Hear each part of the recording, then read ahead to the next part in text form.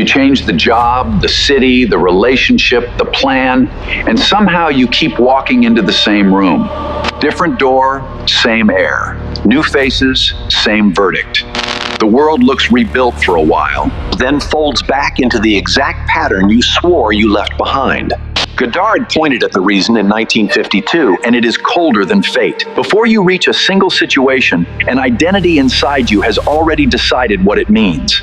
It reads the message before you read it. It tightens your throat before you pick your words. It enters the room already knowing whether you belong.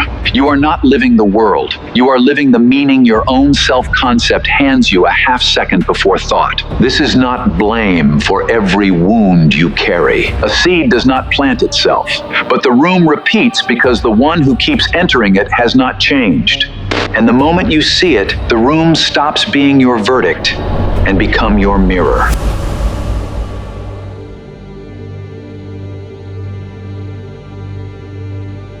Notice what your body does before you decide anything. The phone lights up and your throat tightens before you read the words. A number appears on a screen and something in your chest contracts before you do the math. Someone goes quiet and you have already named it rejection before they have said a thing. You think you are reacting to the world. You are reacting to the meaning you learned to expect from the world. Before the plan, before the answer, before the move, there is a lens already deciding whether life is a game or a battle. That is where most people lose, and they lose before the scene even starts. Not from lack of intelligence, not from lack of effort. They lose because they walk into reality as if it were already attacking them. A person wakes up defending himself, works while protecting himself, loves while bracing to be left, looks at money with the body clenched, and then calls that whole sequence bad luck, or realism, or trauma, or maturity. But the war had started before the event arrived. This is the phenomenon almost nobody names. You leave one job and find the same humiliation wearing a new face. You leave one relationship and the same abandonment is waiting in the next. You move cities, change strategies, rewrite the plan, and within months you are standing in a room you recognize. 3 different doors, and each one opens into the same air. The doors changed. The one walking through them did not. Neville Goddard went straight to this in The Power of Awareness. He did not open with money, method, strategy, or willpower. He opened with 2 words, I am. And that order is the whole point. The I am is not decoration laid over a life.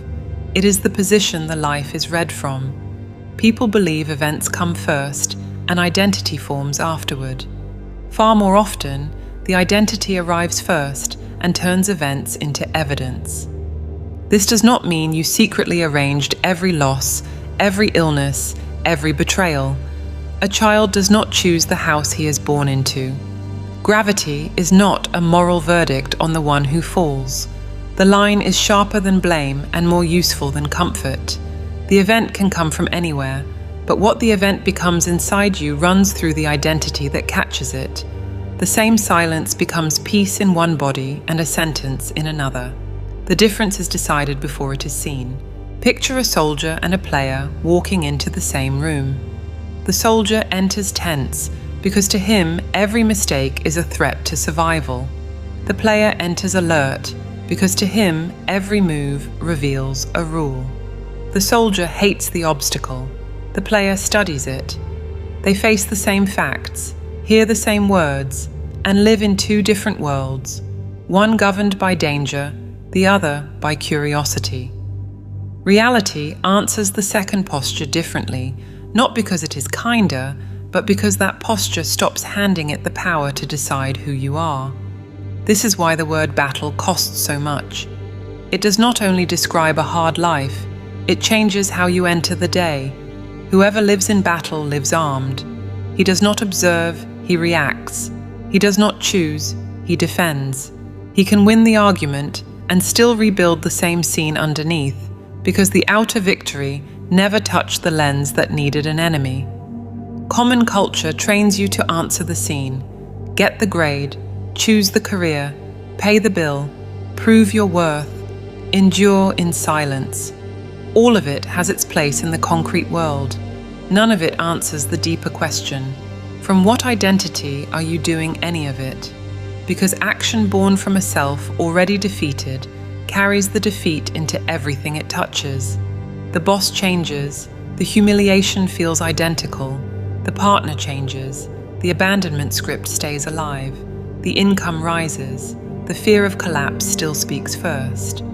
When you see this, something moves before any proof in the world moves. The bills are still there, the message is still unanswered, the past still happened. But life stops feeling only like a force crushing you from outside and starts becoming a field of clues. Every reaction shows an old instruction. Every collapse marks a place where the world still gets to write your name. This is not the optimism that paints the wall a prettier color. It is heavier and more honest. The fact is real. The rule you build from the fact still passes through you. From there, the question itself changes. It stops being, how do I beat this thing out there? And becomes, what state in me keeps making this feel inevitable?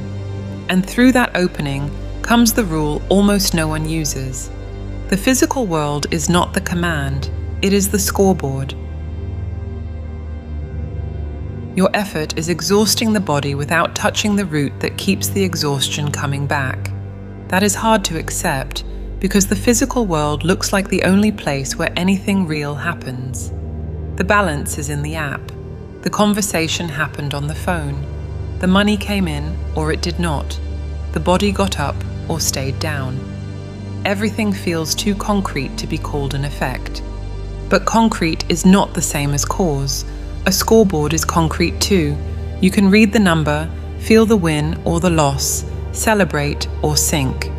Nobody changes a game by screaming at the scoreboard. The board only displays a sum made somewhere else. And yet that is exactly how most people live, staring at the screen of their own life, arguing with the reflection as if it had a will of its own. Neville placed the cause one layer deeper, in consciousness. Translated into something you can watch happen inside yourself, the claim is this: your self-concept becomes a cause inside your own system. It organizes what you notice, how your body braces, the tone your voice takes, the risks you accept, the timing of your moves, the meaning you assign.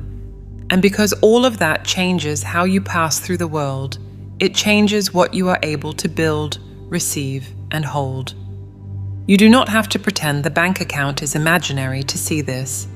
One person reads a low number as information and moves sharply. Another reads the identical number as proof he was born to lose and shrinks before he acts. The number is outside, the collapse is not. This is why action alone goes in circles. A person works more, but works from fear, chases love, but chases it starving for proof he is worth keeping, tries to rest, but rests in guilt, joins the gym already certain he will quit. The body moves, the calendar fills, the sweat is real, and the identity underneath stays exactly where it was, so the action becomes a more tired way of confirming the old self. The fly at the window is cruel because it is so simple. It sees the light on the other side and throws itself at the glass. Once, again, harder. Effort is not the problem. Direction is. The opening is inches away, but as long as it calls the glass the path, every attempt only reinforces the cage. That is what happens when someone tries to change a life on the surface alone. He wants money and throws more hours, more urgency at it. He wants love and throws more messages, more control, more anxiety at it. He wants peace and turns peace itself into pressure. The glass does not break, not because he is weak, but because he is still launching from the identity that made the lack feel normal. Even the mirror has its limit, and the limit matters. Reality is not a surface that instantly copies your mood. It is slower, denser, crowded with other causes. But the mirror still reveals one thing. You do not fix a tense reflection by rubbing the glass. you return to the face. In the same way, you do not fix a recurring pattern by forcing one more outer move while the inner face stays clenched. This is why the order be, do, have changes the whole argument. Most people live it backwards. Do more in order to have something so that one day they can finally be someone. Be secure once chosen. Be worth something once paid. Be at peace once life stops pressing. It sounds adult and responsible, and it keeps the entire identity hostage to the scoreboard. As long as the number does not move, you refuse yourself permission to be. The other order is not fantasy. Fantasy says, do nothing, imagine, and wait. That is the lazy counterfeit, and it fails every time. The real movement is sharper. Assume the state, then act from it, then watch the action come out cleaner, because it is no longer trying to steal permission from the world. Being rich before the money arrives is not pretending about a bank balance. It is ending the life of someone baptized by lack. Being loved before the proof is not inventing a romance in your head. It is refusing to hand your identity to another person's silence. Neville described the deeper part of this in 1944 in Feeling is the Secret, and he used the oldest image there is. The subconscious is soil. It receives the feeling you accept as true and grows its exact likeness into your life. Soil does not argue. It does not check whether the seed deserves to grow. It simply gives form to whatever was planted with feeling. So the real question stops being what you say you want and becomes what you have actually accepted in the body as already true. When this locks in, action does not disappear. It returns to its place.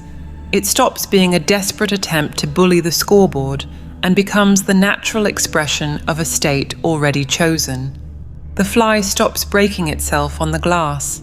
The face changes before the mirror does, and reality, which looked like a wall, starts behaving like a response. Every time you say, "This is just true for me," your body goes looking for proof. Nothing you accept stays floating in the air. An accepted rule rewrites your attention, your tone of voice, the chances you notice, the people you let close, the doors you do not even try, the danger you brace for before it arrives. Then the world hands back exactly what you were already arranged to find, and you call reality what began as inner permission. This is one of the most dangerous parts of the whole thing. You do not live inside facts. You live inside the rules you accepted about the facts. Two people enter the same room. One sees possibility, the other sees judgment. Two people get the same silence. One reads space, the other reads contempt. The event is nearly identical. The lived reality splits because the rule underneath is different. Neville was blunt about it. An assumption, even one that feels false to your senses, hardens into fact when you sustain it.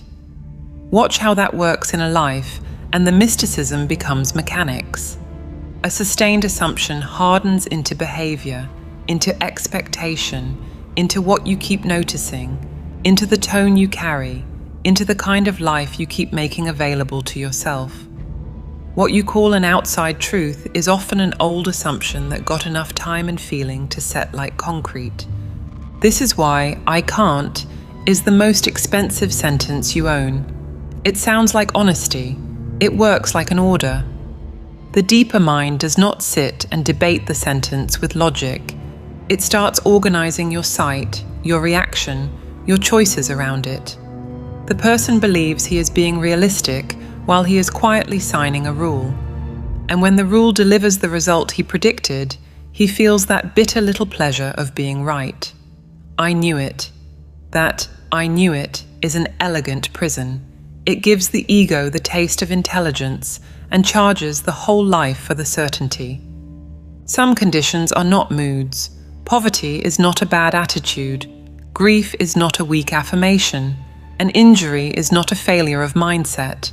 Pretending hard facts do not exist is not wisdom, it is cowardice with spiritual vocabulary. But even under real pressure, one question stays open and it stays yours. What rule did this pressure install in me, and is that rule still allowed to write my future? The fact happened. The verdict you carved from it still passes through you. With money, the rule shows itself fast. Someone carries the certainty that money always slips away, that good chances never come to people like him, that his kind has to suffer more to receive less. A chance appears, and his body searches for the risk before it sees the opening. The voice comes out urgent, the ask comes out smaller. He takes anything just to relieve the lack. The cycle closes, and the rule lays another brick.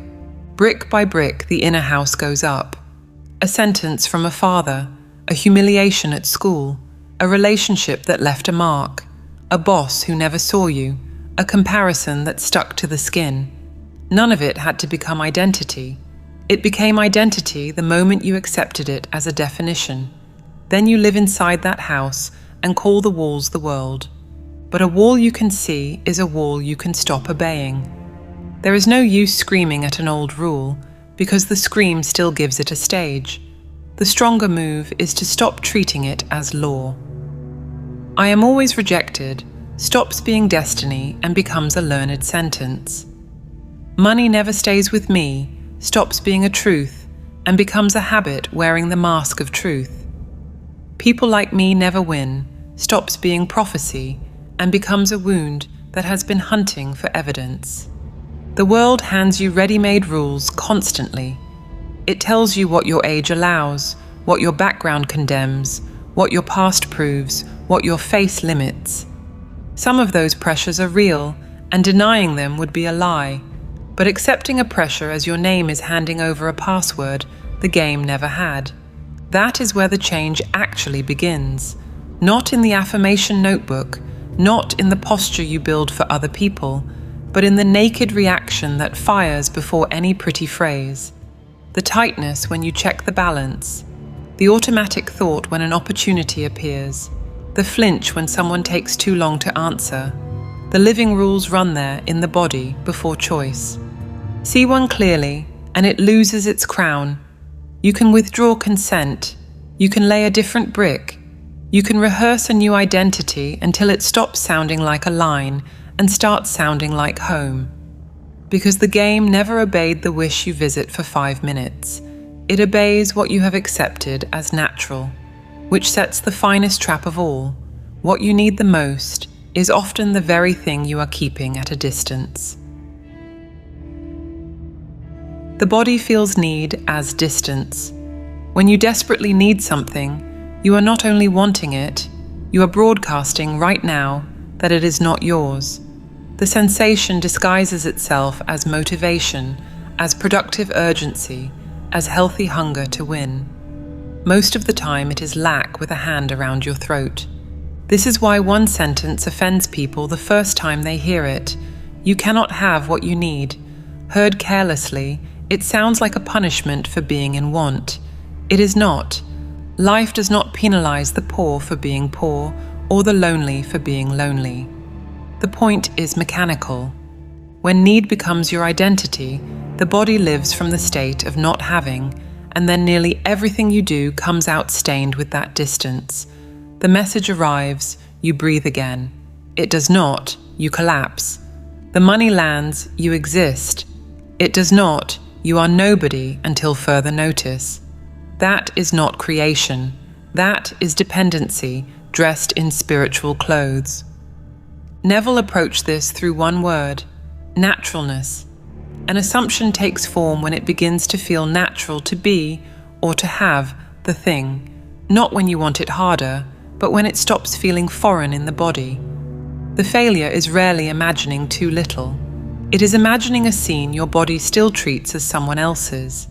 If prosperity feels like fantasy, you can repeat prosperity all day and keep living like a man who walked into his own life without an invitation. The lighthouse shows the error without needing a single ornament. A lighthouse does not search the sea for light, it emits light. If it grew desperate because the water was dark and went looking out there for what only it could give, it would forget the one thing that makes it a lighthouse. People do this constantly. They look for peace inside money they would first have to light. They look for safety inside a relationship they would first have to bring. They look for dignity inside applause they would first have to stop bargaining for. Because the desire is almost never the real destination. Money is not the destination. Love is not the destination. A beautiful body is not the destination. What you are actually reaching for is the state you believe will arrive with the thing: peace, relief, freedom, rest, worth, belonging. The thing is just a bridge between you and a feeling. And the strange demand at the center of all of this is that the feeling has to be worn before the bridge appears. This irritates the ego because the ego wants to say, once I have it, I'll relax. The order runs the other way. When you relax as someone who already is, you stop transmitting that you are not. This is not laziness, and it is not pretending you do not care. It is stripping the thing of its power to tell you who you are. You can still want it, build for it, fight for it. You simply stop holding your inner life hostage to its arrival. And what about real need? Rent, illness, debt, loneliness, grief? The answer cannot be a pretty evasion. Real need deserves real action. But action launched from panic narrows the field of what you can even see, while action launched from a settled state lands with precision. The teaching is not ignore the need. The teaching is do not let the need become your name. Watch a person who wants money from fear.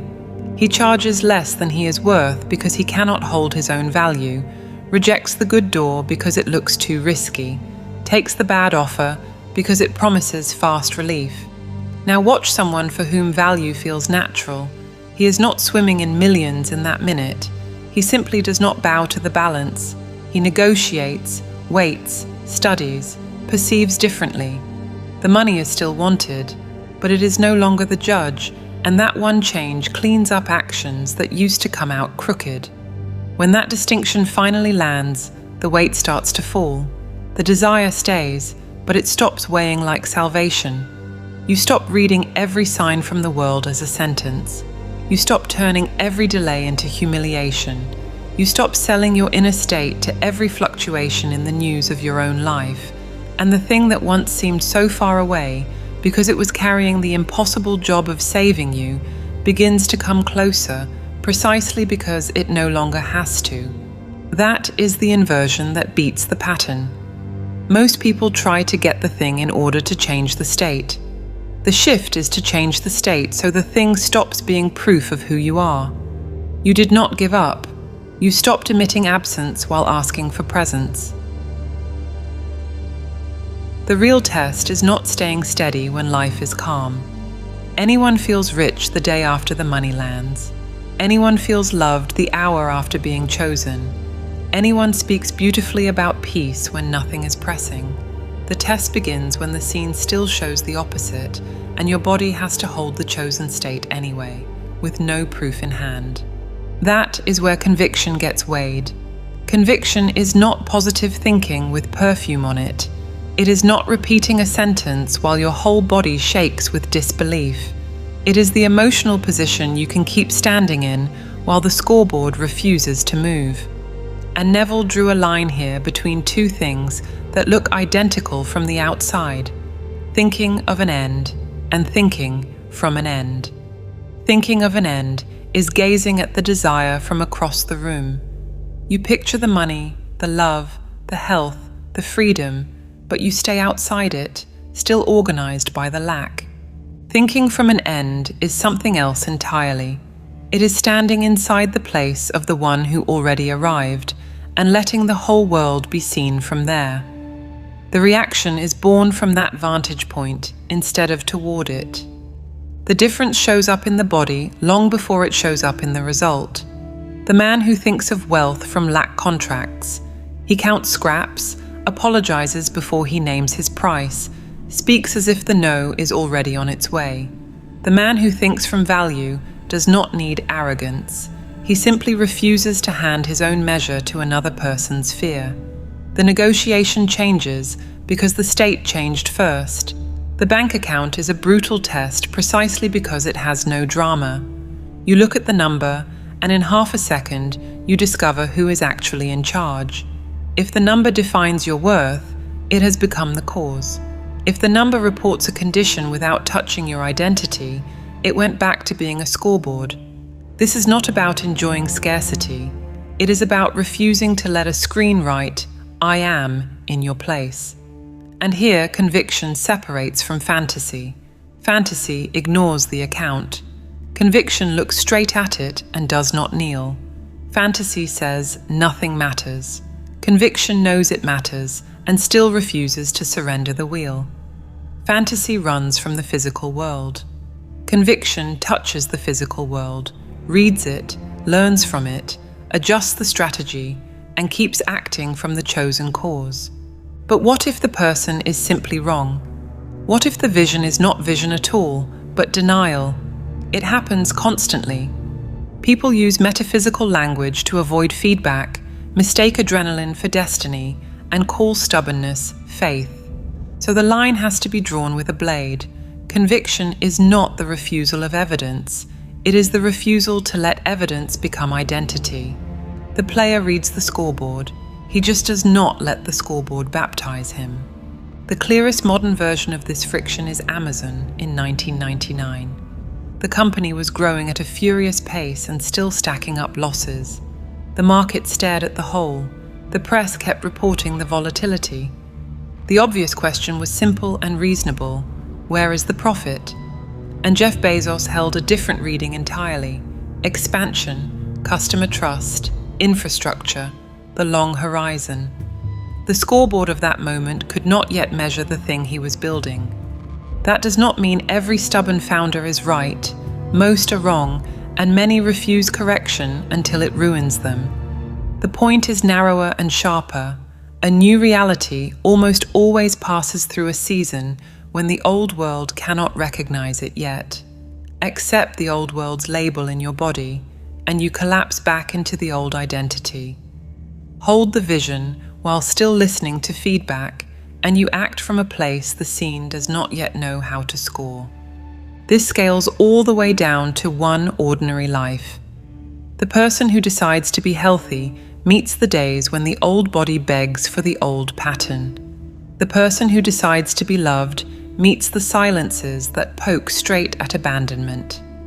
The person who decides to be prosperous meets the numbers that seem to mock the decision. You do not have to imagine the world as a conscious judge testing you. It is enough to see that old patterns carry momentum, and the new cause has to stand long enough to build new evidence. Conviction is not rigidity. Rigidity is tense, because it is still trying to prove. Conviction is quiet, because it already chose. When you lose it, you do not just lose your mood, you lose your position. You step out of cause and back into effect. The message did not come, so now you are rejected. The sale did not close, so now you are incapable. The scale did not move, so now you are a failure. Each event climbs onto the throne for a few hours, a few days, sometimes years, and the person calls that realism when it is closer to abdication. The stronger state wins, not because it shouts louder, but because it stays longer. It crosses the scene without falling apart until the scene stops being the main proof. And then the board begins to give way. People respond differently. Ideas arrive with less noise. Action comes out clean. But one heavy illusion still has to be removed, because many people understand all of this and still wait for life to reward the good, the tired, and the deserving. Your nervous system has been waiting for justice from a law that never promised to be fair. The waiting looks noble.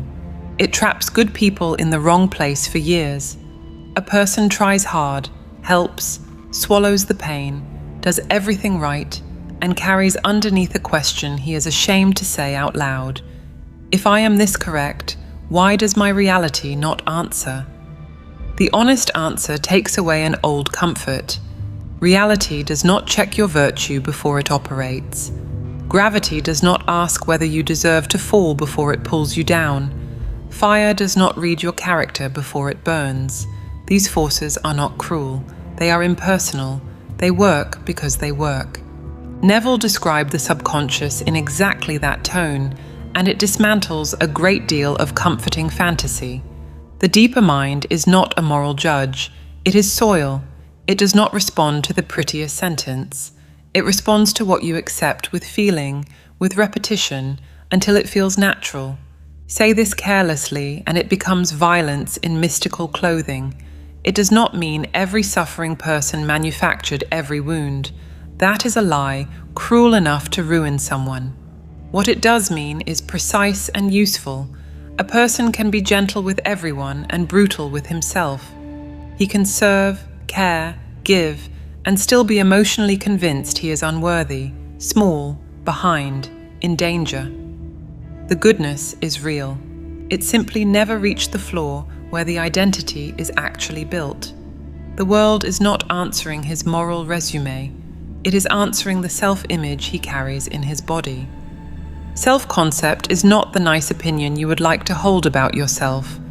It is who you are emotionally convinced you are, and the gap between those two is enormous. A man can say, "I am loved," and feel in his chest that he has to keep earning it or be discarded. He can say, "I am prosperous," and feel that a single unexpected expense threatens his survival. He can say, "I am at peace," and live braced for a punishment that is always almost arriving. The sound of the sentence loses every time to the weight of the conviction. This is why affirmation collapses the moment it becomes makeup. The phrase tries to cover an identity that is still alive underneath, and the deeper mind is not fooled by verbal theatre for long. It watches the charge.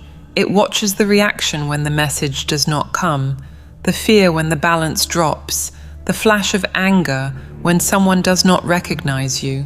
That is where the real identity lives. That is the state that wins. It also explains why certain people move forward without guilt. Maybe they are not wiser or deeper than you. They simply do not apologize for wanting. They do not treat their own desire as a sin. Something in them is convinced it is allowed to receive, and reality answers that conviction, even when your head is shouting that it is unfair. None of this is permission to abandon ethics. It is the opposite. It is refusing to use goodness as a substitute for inner state. Being good does not automatically heal feeling unworthy. Effort does not automatically heal feeling incapable. Suffering is not a currency the law accepts as payment. If the deepest state you carry is, "I have to prove I deserve," life will keep handing you situations where the proving never ends. So the whole thing becomes a final mirror, not a mirror of blame, a mirror of inquiry. You can look at what you are living and ask, without beating yourself up, what emotional identity is repeating here? Where do I still feel small while trying to look strong? Where do I still feel abandonable while asking to be loved? Where do I still feel poor while planning prosperity? The answer is not for guilt. Guilt is just another old rule trying to climb back onto the table. The answer is for editing. Neville insisted that a change in the concept of self changes the course of the events you observe, and watched through lived mechanism that sentence stops being a slogan and becomes a chain you can trace. Change the self-concept, and attention changes. Attention changes, and behavior changes. Behavior changes, and the people around you respond differently. Their response changes, which doors open, and the same event stops imprisoning the same identity. You can trace the chain link by link. What the chain is made of stays mysterious. So the pattern is not broken by becoming nicer in order to move the world, or by working until the body breaks to earn your worth, or by begging the mirror to smile first. It is broken by learning to be before you are confirmed. Be valuable before the applause. Be loved before anyone signs for it. Be at peace before the scene obeys. be free before the door opens. That order frightens people because it reverses everything they were taught, and the old order was the prison. Wait for the world to authorize your inner state. The world was never given that job. It confirms, reflects, delays, accelerates, reorganizes. Consciousness authorizes. The body sustains. You live the effect afterward. Which means the final question was never whether you want the reality you say you want. Wanting is the easy part. It files the thing under "not yet mine." The real question is rawer. Can you already be the person for whom that reality is simply natural, without lying to the facts, without blaming yourself for the wounds, without asking the old scoreboard for permission? If the answer is no, the work is finally clear. It was never about convincing the universe with noise. It was about changing the one who keeps walking into the room. You can only keep outside what you have not yet accepted being inside. You were trained to fight reality at the one place it has already become a result. More force, more control, more vigilance, more reaction. But the state that actually changes your relationship with reality is not born in that noise. It is born when the mind gets quiet enough to stop obeying the scoreboard and to feel on the inside the identity you have chosen. That is why meditation is not an escape from the game. It is the place where the player stops being hypnotized by the pieces. When the body settles, urgency loses its volume. When the breath drops, the desire stops feeling so far away.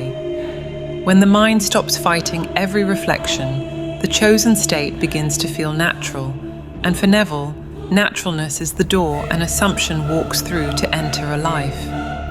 Maybe someone came to mind just now. A good person, exhausted from doing everything right and still living as if life refuses to answer. That person does not need another battle. That person needs to discover that the command was never sitting in the scoreboard. That is why there is an audio work built for exactly this point, helping the mind lower the noise, settle the body, and enter the state where the reality you want stops feeling like a request and starts feeling like identity. It is not music to distract you. It is practice for holding the state before the proof arrives, while you keep acting, learning, and reading your life clearly. To access it now, click the link on the screen or in the comments. And if this video made sense to you, write in the comments, "It made sense to me."